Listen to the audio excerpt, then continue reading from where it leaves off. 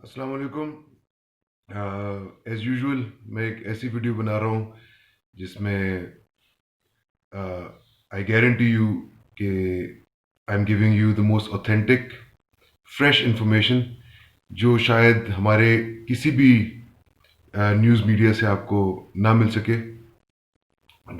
This information and all the information मेरी इन videos के अंदर होती है, it is based on personal sources of mine in exactly the right places. तो आज की वीडियो है कल के बीएलए के अटैक के ऊपर, जो कि पाकिस्तान स्टॉक एक्सचेंज की बिल्डिंग कराची में किया गया था। मैं आपको कुछ ऐसी इंफॉर्मेशन दूंगा जिससे आपको इस अटैक का पस मंज़र जो है वो बड़ा क्लियरली समझ में आ जाएगा, क्योंकि बहुत सारे लोग सोच रहे होंगे कि यार ये क्या टाइम था, इस वक्त ऐसा क्या हो रहा है कि BLA should be undertaking such brazen attacks in Pakistan. और दूसरा ये कि इसके मकासद क्या थे, मतलब इससे ये हासिल क्या करना चाहते थे। तो शुरू करते हैं। देखिए जी, इस बात में किसी को कोई शक नहीं है कि बीएलए क्या है। बीएलए एक इंडियन इनिशिएटिव है रॉ का। ये इन्होंने काउंटर बैलेंस करने के लिए कश्मीर, जम्मू कश्मीर में जो इंडियंस का कब्जा है उस पे पाकिस्तान क्योंकि बहुत शोर मचाता है, तो उसका एक counter, this is typical military thinking. Attack का जवाब काउंटर अटैक होता है कि अगर यहाँ से अटैक पाकिस्तान ने इंडिया पे किया है तो इंडिया जो है एक और फ्रंट खोलेगा कहीं और से, पाकिस्तान पे अटैक करेगा। तो इंटेलिजेंस सर्विसेज क्योंकि मिलिट्री माइंडसेट ही से चल रही होती है, इसमें मिलिट्री पर्सनल ही होते हैं, इसकी जो लीडरशिप होती है वो मिलिट्री होती है, तो इनकी इमेजिनेशन भी मिलिट्री ही होती है, इनकी ट्रेनिंग। तो जब पाकिस्तान ने कश्मीर में हर किस्म की सपोर्ट, डिप्लोमेटिक सपोर्ट भी हम देते हैं कश्मीरियों को उनकी फ्रीडम स्ट्रगल में, और इस बात में किसी को कोई शक नहीं होना चाहिए कि ऑब्वियसली हम लोग कश्मीरी मुजाहिदीन को बहुत ज़्यादा मिलिट्री सपोर्ट भी करते हैं। उनके एमिनेशन, उनके आर्म्स, उनकी मेडिकल केयर, जब उनका इंडियन काबिज फौजों के साथ लड़ाई में अगर उनका बंदा कोई जख्मी होता है तो ये इस किस्म की तमाम सपोर्ट हम उनको देते हैं। तो बिल्कुल उसका काउंटर करने के लिए इंडिया ने अपने जो अफगानिस्तान के अंदर इनका जो बहुत स्ट्रॉन्ग प्रेजेंस बन गई थी इंडियंस की ड्यूरिंग ये जब अमेरिकन ने इन्वेड किया अफगानिस्तान को, तो उसके बाद इंडिया को एक बहुत बड़ा अनड्यू एडवांटेज मिल गया वहाँ पे। तो उन्होंने अपने अफगानिस्तान के बेसिस को यूज़ करते हुए बलूचिस्तान से बहुत सारे लड़के जो कि बेरोज़गार थे, जिनकी जो बहुत सारी प्रॉब्लम्स थी, जो ड्रग एडिक्ट्स थे, इस तरह का जो वाइल्ड यूथ है जो किसी भी सूबे में आपको मिल सकता है, उसको इन्होंने टारगेट किया। उनको इन्होंने हर किस्म की लालचें दे के पैसा और ब्रेन वॉशिंग और इस तरह की बहुत सारी करके, तो so they created this terrorist organisation. ठीक है, वो कुलभूषण यादव आपको याद होगा, वो इन्हीं को स्काउट करने आता था, इन्हीं को ट्रेन करता था, इन्हीं को मिशन देता था, इन्हीं लड़कों को। तो basically it is an Indian organization controlled by India, और इसके जो मकासद होते हैं वो इंडिया के होते हैं। उसमें ऑब्वियसली किसी बलोच की भलाई का उसमें कोई मकसद नहीं है। और इसका सबसे बड़ा सबूत ये है कि मुझे आप ये बताएं कि बलूचिस्तान के अंदर आज तक बीएलए की लीडरशिप ने किसी बलूची बाशिंदे का, किसी बलोच का क्या फ़ायदा किया? कभी कोई स्कूल बना दिया, कोई अस्पताल बना दिया, कोई किसी की शादियां कराई हों, किसी क्या उनकी क्या फिलेंथ्रोपी रही है for the people of Balochistan? बलोचों के लिए क्या इन्होंने भला किया? ठीक है, कोई भला नहीं किया। ऑलराइट, तो इस वक्त अटैक क्यों आया, ये क्यों हुआ? अब ये असल सवाल है, और इसका जो जवाब है वो इतना आई ओपनर होना चाहिए हर पाकिस्तानी के लिए। देखें, 27 फरवरी 2019 हम सबको बड़ी अच्छी तरह याद है। 26 फरवरी को इन लोगों ने हम पे अटैक किया था, अपनी एयरफोर्स यूज़ करते हुए बालाकोट में बॉम्ब गिराए थे। क्यों किए थे? सिर्फ फॉर इलेक्शन पर्पसेस, कि एक पार्टी ने अपने इलेक्शन कैंपेन के अंदर एक स्ट्रॉन्ग वो दिखाना था कि देखिए जी, हम कितने मिलिटरीली, हम कितने बोल्ड हैं, हम पाकिस्तान से टक्कर ले सकते हैं, हम इंडिया को मजबूत बनाएंगे।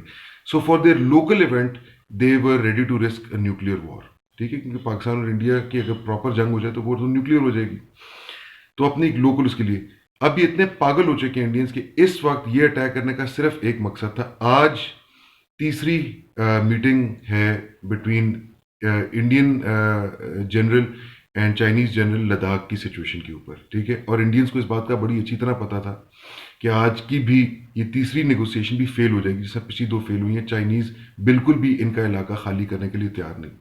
इंडिया के अंदर अपोजिशन पार्टी की वजह से, वैसे तो सारा जो मेन स्ट्रीम मीडिया है वो बीजेपी ओन करती है, वो बीजेपी का अपना किराए के सारे मीडिया, बट कुछ बहुत कम मीडिया आउटलेट्स ऐसे हैं और मीडिया जर्नलिस्ट ऐसे हैं जो who are not owned by BJP government, तो वो फ्री हैं। और वो और ऑपोजिशन और एक बहुत बड़ा जो इंटेलेक्चुअल कम्युनिटी है इंडिया की, जो पढ़े लिखे दानिशमंद लोग हैं, वो दानिश्वर लोग हैं, वो अब इस सवाल करना शुरू हो गए हैं कि यार कि असल में क्या सिचुएशन है लद्दाख में, क्या ये सच है कि चाइना ने वहाँ पे कब्जा किया हुआ है। और वो कह रहे हैं कि हमें जर्नलिस्ट को जाके देख लेने दें, और ये लोग अभी रोक रहे हैं। तो एक बहुत बड़ा प्रेशर है इंडियन गवर्नमेंट के ऊपर लद्दाख से फोकस उठाने का, ठीक है, अपनी आवाम का, ताकि उनकी वो एक बहुत एम्बेरसिंग सिचुएशन बनी हुई, उससे वो अपनी आवाम का फोकस हटाना चाहते हैं।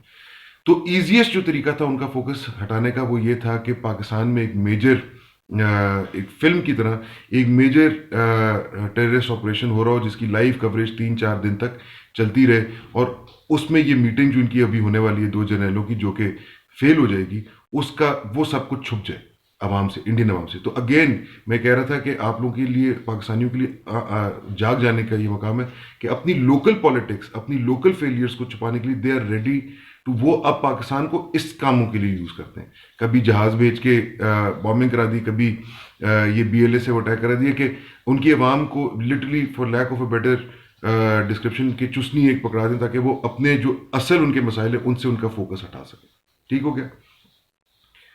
अब आ जाते हैं जो actual tactical reality on ground के, कल हुआ क्या। भाई बात यह है कि इन्होंने जो ये टेररिस्ट भेजे वो 8 मिनट की कार्रवाई के लिए नहीं आए थे, वो कम से कम 8 दिन की कार्रवाई के लिए आए थे। उनके पास बहुत सारा राशन भी था, उनके पास बहुत सारा एम्यूनेशन था, और सबसे आम सवाल ये कि स्टॉक एक्सचेंज की बिल्डिंग को उन्होंने क्यों चूज किया। मेरे पास इसकी फर्स्ट हैंड इंफॉर्मेशन है। स्टॉक एक्सचेंज में ज़्यादातर हमारी मेमन कम्युनिटी के लोग काम करते हैं, वो वहाँ पे होते हैं। Memons are known to be non confrontational, बहुत ठंडे मिजाज के, नरम पर्सनालिटीज़ के लोग होते हैं। इनका ये ख्याल था कि वहाँ पे जब ये अटैक करेंगे, जो इनकी एग्जैक्ट प्लानिंग थी वो ये थी कि देखें जब ये ओवरवेलमिंग फायर पावर से अटैक करेंगे ग्रेनेड लॉन्चर्स, ग्रेनेड्स के साथ, तो वहाँ की जो सिक्योरिटी है वो कोई मिलिट्री ट्रेन तो है नहीं, आर्म सिक्योरिटी है, पुलिस वगैरह, they underestimated Sindh police, they underestimate the commitment and resolve of the, वो इनका ये ख्याल था कि ओवरवेलमिंग फायर पावर को देख के बाकी मारे जाएंगे, और जो बच जाएंगे वो भाग जाएंगे, और बिल्कुल हथियार डाल के वो भाग जाएंगे। उसके बाद ये लोगों ने अंदर जाना था, इन्होंने अंदर जाके यरगमाल बनाना था सबको। ये जो गाड़ी है इसके अंदर इनके राशन वगैरह और बहुत सारी चीज़ें और मौजूद थी। बाकी जो आपने टेररिस्ट देखे, मैं इस वीडियो के कमेंट्स में लिंक्स भी डाल दूंगा सीसीटीवी फुटेज की। उनके पास बैग्स थे अपने ऊपर बहुत सारे एम्यूनेशन के। 8 दिन की प्लानिंग करके ये लोग आए थे। इन्होंने अंदर स्टॉक एक्सचेंज वाले लोगों को, जो वहाँ पे लोग काम करते हैं, उनको इन्होंने यरगमाल बनाना था, और फिर इन्होंने टीवी स्टार बन जाना था। इन्होंने मीडिया के साथ नेगोशिएशंस करनी थी, इन्होंने बोगस सी बलूचिस्तान के लिए डिमांड्स करनी थी, जिसको इंडियन मीडिया ने बहुत अगले 8 दिन तक कवर करना था। पाकिस्तानी मीडिया भी ऑब्वियसली लाइव कवरेज दे रहा होता। मतलब सारा फोकस लद्दाख की सिचुएशन से और इंडिया और चाइना की जो सिचुएशन ऑन गोइंग है उससे इन्होंने अपनी आवाम का हटाना था, बीच में पाकिस्तान की आवाम का भी हट जाता। असल इनके मकासद ये थे। अब हम करते हैं बात इस चीज़ की कि वहाँ हुआ क्या। सबसे ज़बरदस्त बात ये हुई कि सिक्योरिटी गार्ड्स ने, और जो वहाँ पे सिंध पुलिस की गार्ड डिटेल मौजूद थी, उन्होंने इतनी ज़बरदस्त रेसिस्टेंस इनको एकदम दे दी कि जो इनके लिए सबसे इंपॉर्टेंट चीज़ थी वो थी कि इस कार को इन्होंने प्रेमिसेस के अंदर लेके आया, तो गेट ही नहीं खोला, जो फाटक थी वही नहीं खोल सकी, वो कार ही अंदर नहीं आ सकी। सबसे पहले जो गाड़ी का जो ड्राइवर था, जो कि भी टेररिस्ट था, फुली आर्म्ड था, वो उतरा गेट खोलने के लिए, तो he was the first casualty. मतलब आफ्टर, मतलब ऑन द टेररिस्ट साइड हमारी तरफ एक कैजुअलिटी हो चुकी थी। वो जब व्हेन ही, उस वक्त इनका इरादा ही नहीं था, इनके जो बाकी टेररिस्ट हैं उन्होंने गाड़ी से बाहर उस वक्त तक निकलना ही नहीं था। इन्होंने गेट खोल के, इन्होंने बिल्कुल अंदर दरवाजे के सामने गाड़ी रोकनी थी, और तब इन्होंने उतरना था, और तब इन्होंने ओवरवेलमिंग फायर पावर से सबड्यू करना था सब कुछ, और यरगमाल बनाने थे। बट इनको जब गेट ही पे, वो इनका जो ड्राइवर जो उतरा, पहले इनका ये ख्याल था कि ये लोग गेट खोल देंगे। आपने इनके कपड़े वगैरह देख लिए, ये इस तरह तैयार होकर आए थे जैसे डिफेंस कैप्टन के बर्गर बच्चे होते हैं। नए नकोर कपड़े, चमकते हुए जूते, ये सब कुछ इस तरह पहन के आए। आपने देखा कि इनके ऊपर मास्क भी थे कि रास्ते में कोई नाके वाला, पुलिस वाला इनको रोकने लगे, इन्होंने कोई एक रिस्क नहीं लिया। अगर इनकी सीसीटीवी फुटेज मिल जाए पीछे से गाड़ी आने की, तो आप देखेंगे कि हर मोड़ पे इन्होंने इंडिकेटर तक दिया है ताकि कोई ट्रैफिक वायलेशन भी ना हो, किसी भी सूरत इनकी कहीं से तलाशी ना हो जाए, ये अंदर इतना असला वगैरह नजर ना आ जाए। इनका इरादा ये था कि गेट भी इसी तरह ये खुलवा लेंगे, बिकॉज ये तो लगेंगे कि कोई प्रोफेशनल्स ही हैं, यहाँ पर आए हैं, यंग लड़के हैं, बिजनेस किसी बिजनेस स्कूल के या यूनिवर्सिटी के, और इनके लिए गेट खुल जाएगा और ये गेट से अंदर आएंगे। गेट नहीं खुला, इनको कन्फ्रंट किया गया, इन्होंने एक गार्ड मारा, और इनका जो बंदा फिर गेट खोलने के लिए उतरा, जो उनकी गाड़ी का ड्राइवर था, वो उसी वक्त he was the first casualty from their side. उसके बाद बाकी बंदे विद इन 8 मिनट्स। अभी तो असल रिस्पॉन्स जो आना था रेंजर्स का और आर्मी का, वो तो अभी तक पहुंच ही नहीं सका, या बाकी पुलिस का। ये तो वहीं तैनात स्टाफ ने इनको निमट लिया। हालांकि एलिमेंट ऑफ सरप्राइज इनके हाथ में था। मिलिट्री टैक्टिक्स के अंदर सबसे इंपॉर्टेंट एलिमेंट होता है एलिमेंट ऑफ सरप्राइज, कि हमें तो पता ही नहीं है ना कि अभी ये होने वाला है। हमारे लड़के तो अपने बिल्कुल एक नॉर्मल रूटीन में है, सुबह का वक्त है, एक दूसरे से सलाम दुआ कर रहे हैं, ठीक है, तो बिल्कुल चिल माहौल में उस वक्त। तो एलिमेंट ऑफ सरप्राइज इनके पास था, ये उस एलिमेंट ऑफ सरप्राइज को भी इन्होंने खो दिया। हालांकि इनके ऊपर बहुत पैसे खर्च होते हैं इनकी ट्रेनिंग पे इंडिया के। अब हम आते हैं इस पैसे वाले एंगल पे कि इस अटैक के फेलियर के बाद हुआ क्या, इंडिया में क्या बात हुई। अगेन मेरी सोर्सेज बहुत क्रेडिबल सोर्सेज हैं। इंशाल्लाह जो चीज़ मैं आज आपको बता रहा हूँ इतना फ्रेश, अभी 24 घंटे हुए मुश्किल से इस वाक़े को, ये कुछ दिनों में, कुछ हफ्तों में ये सारी डिटेल्स आपके सामने वैसे भी आई जाएंगी। इंडिया ने बहुत पैसे खर्च किए हैं। इंडिया जो है वो एक बहुत जेनरस या एक बहुत खुले फराख दिल वाला मुल्क नहीं है, कौम नहीं है फराख दिल। और उनके पास कोई तेल या सोना भी नहीं है जो उनके पास से निकलता हो, या हीरे जवाहरात निकलता हो। तो उनके पास जो पैसा है वो मेहनत ही का पैसा है, मतलब वो लोग काम करते हैं तो पैसा उनकी टैक्स बनता है, टैक्स से उनकी हुकूमत में पैसा आता है। और उनका डिफेंस का बजट बहुत ज़्यादा है, पाकिस्तान से बहुत ज़्यादा। और अभी जब चाइना के साथ उनकी झड़पें शुरू हुई हैं, तब से तो उन्होंने अपनी तिजोरियाँ खोल दी हैं डिफेंस के लिए, और बिल्कुल अब आगे जाके इनको इसका बहुत नुकसान हो। खैर, पाकिस्तान के खिलाफ इन्होंने टीटीपी और ये बीएलए जैसी ऑर्गेनाइजेशन, इवन एमक्यूएम के ऊपर बहुत पैसा खर्च किया है। और अब वो वक्त आ गया है कि इंडियन इस्टेब्लिशमेंट अब रॉ को ये बात पूछती है कि भाई तुम हमसे पैसे लेते जाते हो, इन जगहों पे लगाते जाते हो, इसका रिजल्ट क्या है। तो कल रॉ के लिए एक बहुत ही शर्मनाक वाक़या हुआ जब उनसे इंडियन इस्टेब्लिशमेंट ने कहा कि भाई तुमने हमसे वादा किया था कि 8 दिन के लिए मीडिया में हमारे लद्दाख के ऊपर से हट जाएगा। उल्टा यहाँ तो पाकिस्तान को बजाय हमने कमज़ोर मुल्क दिखाने के, आपने तो पाकिस्तान को और ताकतवर मुल्क दिखा दिया कि उनके 2-3 पुलिस के गार्ड्स ने पकड़ के जो हैं इतने हाईली ट्रेन टेररिस्ट को 8 मिनट के अंदर अंदर ख़त्म कर दिया। तो उल्टी एम्बेरसमेंट हो गई। उन्होंने कहा कहाँ गया जो हम तुम्हें बिलियंस ऑफ डॉलर्स दे रहे हैं इतने ऐसे से इन सारे एसेट्स को तैयार करने के लिए, ठीक है।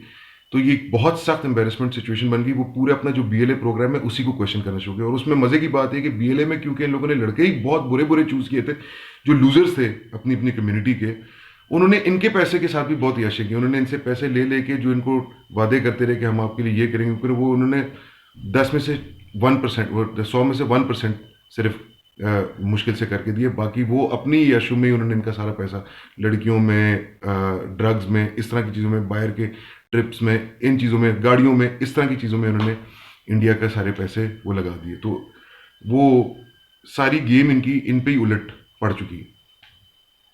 इसके आफ्टरमैथ में एक और बड़ी इंपॉर्टेंट चीज़ हुई है, ये भी अभी कुछ ही दिनों में आपके सामने आ जाएगी। कल अफगानिस्तान में कंधार के अंदर जो अमरीकी आईएसएफ जो है, जो दुनिया की सारी फोर्सेस का मिला के आईएसएफ इंटरनेशनल सिक्योरिटी फोर्स जो है, उनका जो बेस है, जो कि सेफ है, उसको कहते ही सेफ जोन है, जिसको सेफ है जो किले के मानंद है, उसके अंदर बीएलए का ट्रेनिंग की फैसिलिटी थी इंडिया के कॉन्सुलेट की सूरत के अंदर।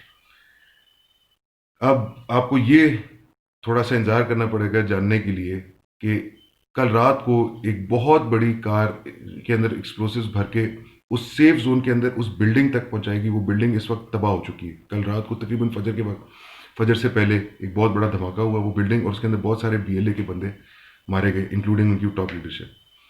सवाल ये है कि क्या ये पाकिस्तान ने इनिशिएटिव लिया, ये आईएसआई का इनिशिएटिव था, या क्या ये रॉ का तरीका है, ये रॉ ने खुद किया ताकि अब वो ये बीएलए वाला चैप्टर और ये जो एक बहुत बड़ा एक्सपेंस वो करते रहे वो ख़त्म हो जाए। बहरहाल ये चीज़ अभी मुझे भी नहीं मालूम। ये अभी ओपन क्वेश्चंस हैं, जब इसका जवाब मेरे पास आ जाएगा मैं आपको ज़रूर बताऊंगा। आई होप कि ये वीडियो आपके लिए इंफॉर्मेटिव रही और आपको समझ में आ गई कि हमारे छोटे सिक्योरिटी पर्सनल भी इतना दम रखते हैं और इतनी जिद रखते हैं। ये एक जिद का मुजाहरा है, हमारी कौम एक जिद्दी कौम है। ये जिद का मुजाहरा है कि एक बहुत हमारे वहाँ पे जो सिक्योरिटी वाले मौजूद थे उनके पास बेसिक AK-47 थी, उसके अलावा कोई वेपन नहीं था, कोई रॉकेट लॉन्चर नहीं, कोई ग्रेनेड लॉन्चर नहीं। इनके ये हाथ वाले ग्रेनेड सिर्फ नहीं लाए थे, इनके पास ग्रेनेड लॉन्चर्स भी थे, multiple grenade launchers. They were very well armed. तो मगर हमारे लड़कों ने सिर्फ जिद में इनको ख़त्म कर दिया। तो this is a huge eye opener for everybody, including people from India who are watching this video. Allah Hafiz.